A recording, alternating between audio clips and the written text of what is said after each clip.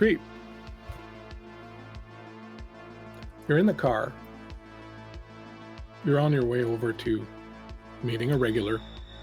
Guy who comes into town 2 or 3 times a year and always asks for you. And he's a very big fan of reading Japanese poetry with you. And you're the only one he'll accept. It's kind of maybe something you look forward to. As you're driving, the phone rings in the car, and your driver, Owen, picks up. And he listens. And he says, all right. And he puts the phone down. And he looks at you in the rearview mirror and he says, appointment's been canceled.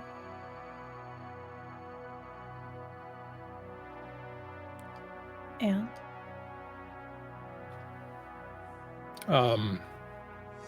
One of the district managers wants to see you. Did they cancel?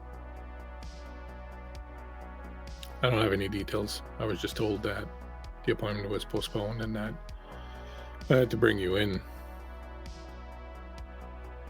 They probably canceled. Very well. They'll drive you towards the Aegis building. And the Aegis building is this strange building. It's in the middle of town. It's one of the biggest skyscrapers. And sort of regardless of what time of day or night it is, it looks dark, like it's empty or like nothing's going on there. It's got this weird thing where once in a while, one of the windows, one of the rooms, one of the floors even sometimes will be lit up red or orange, sometimes green, but there's never really anyone in there. No one really knows what's going on. You drive into the underground parking garage. Owen says as he pulls up to the elevator, they didn't say if I should come up or not. Do you want me to come up with you? Will you? It just makes me feel better having you around. Sure thing. Parks the car, comes around, opens your door, walks you to the elevator, scans a card, the door opens right away. You step in. The elevator's got this strange... You've seen the film Beyond the Black Rainbow, right? So keep that film in mind as we're talking about it, because this is what this place looks like. It's got this old 70s science fiction kind of look to it, this kind of lurid thing, like everything is like these white walls with these orange stripes and like this kind of brown carpeting and just this weird light that there's no lights anywhere, but there's just this warm kind of strange light that just suffuses everything. You go up to the 37th floor. The door's open. There's no one. The place is dark.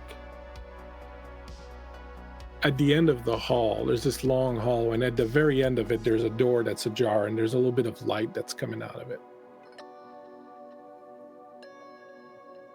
You walk along this corridor. There's this plush carpeting. It's dark red. The walls are black. There's these little sconces of light. As you walk, they light up sort of when you get within reach of them. The one behind you flares out. You pass doors that are closed. They all have names like supply office, general manager, secretary pool, things of that nature. As you walk down this very silent hall, and the only thing you can hear is this kind of strange kind of sound that permeates the entire place. Some of the doors, when you pass them, you hear weird noises coming from behind them. None of them that you could put words to. Some of them are kind of sharp, harsh noises. Some of them sound like an old modem or something like that kind of going off. Some of them there's wet sounds coming from behind them. You approach the door at the end and it says District Manager S. Oliver on it. You've never met anyone from the company called Anything Oliver. There's a little bit of yellow light that comes out from that office. Owen approaches the door, knocks, and says, Theodora is here. And you hear a voice that says, oh, please, send her in. Owen steps back, opens the door for you. What do you do? She walks inside, but as she passes Owen, she gives a friendly squeeze to his arm and smiles softly to him.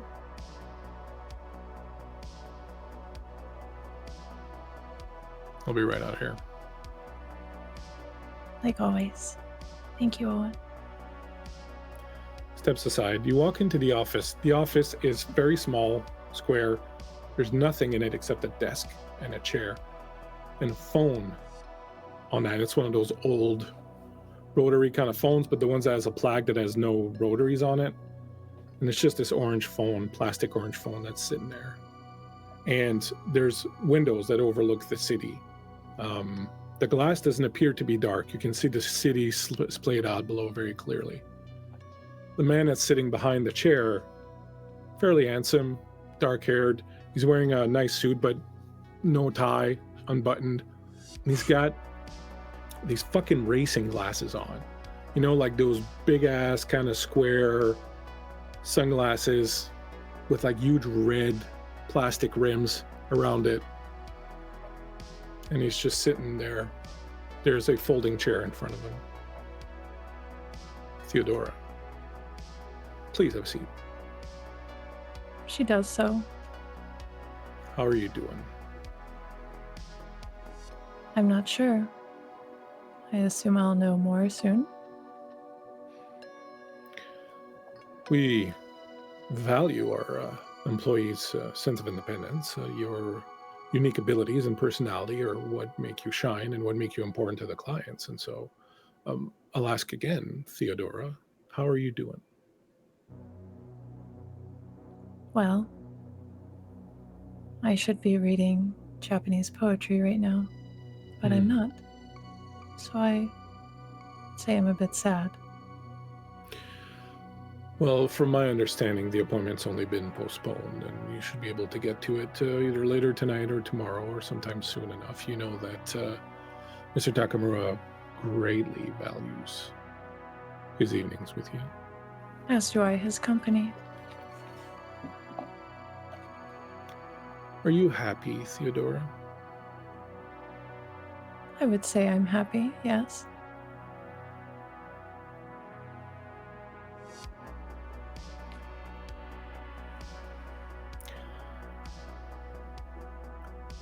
You are particularly gifted at what you do, but you know that we have various other positions within the company.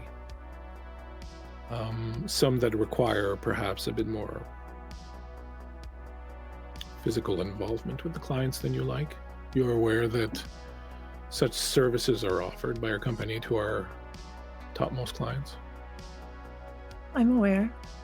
And do you know my stance on this? I do. I read your employee file very, very carefully. He reaches out, and you see right in the middle of the desk, and this desk has this big black blotter on it. Right in the middle of it, there's like this tiny little speck of white dust. And he reaches out this very, very carefully manicured end, and he presses down, and he picks it up, and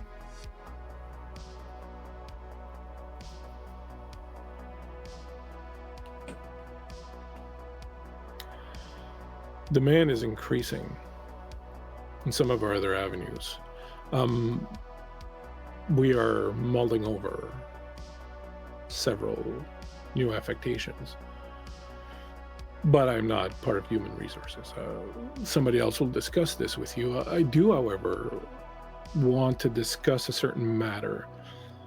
You attended a party a few months ago to one of our more prestigious clients. You encountered several people there, and our information is that you have been particularly interested in a young woman named Cora, who was at that particular party, and that Not only have you been interested in Cora, you've made inquiries, talked about this person being there. I would like to stress that we're not displeased with this at the moment. But you do understand that we greatly value employees who can be circumspect.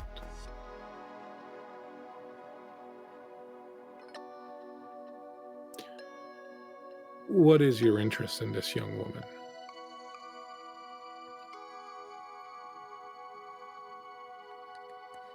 I've only heard that she's gone missing. So I was curious. Hmm. You know. I didn't see any mention of her in your employee file. Are you related to her somehow, or is she a friend of the family, perhaps? No.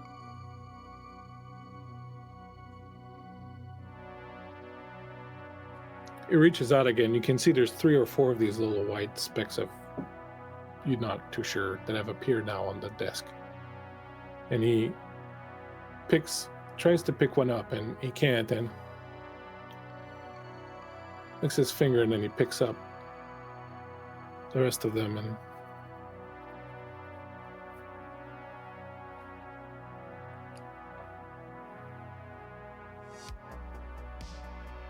Theodora, we have a wonderful opening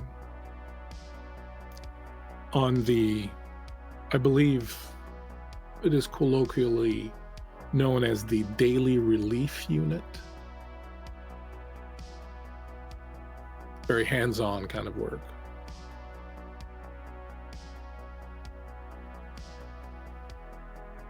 I would suggest you think about that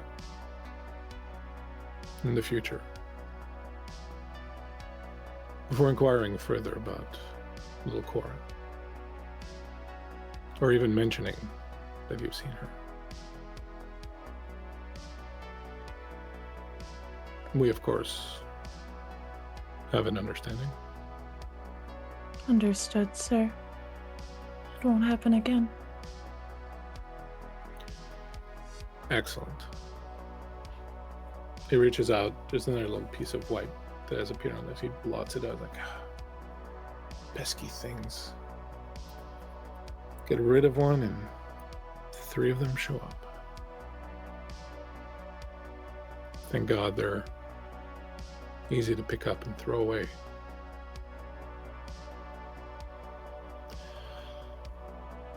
Your appointment will be rescheduled. You will get to read your poetry, and, well, I'm sure you'll take our conversation seriously. Gravely. Is that all, sir? Oh. He opens a drawer, reaches in, hear him root around, pulls out a little dish. Mint? No, thank you, sir. Takes one. Puts it away. I usually like Werther's originals, but they were all out this morning.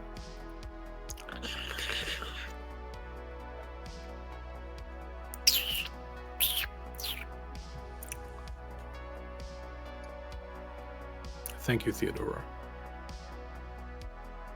Thank you, sir. May I leave now? Yes.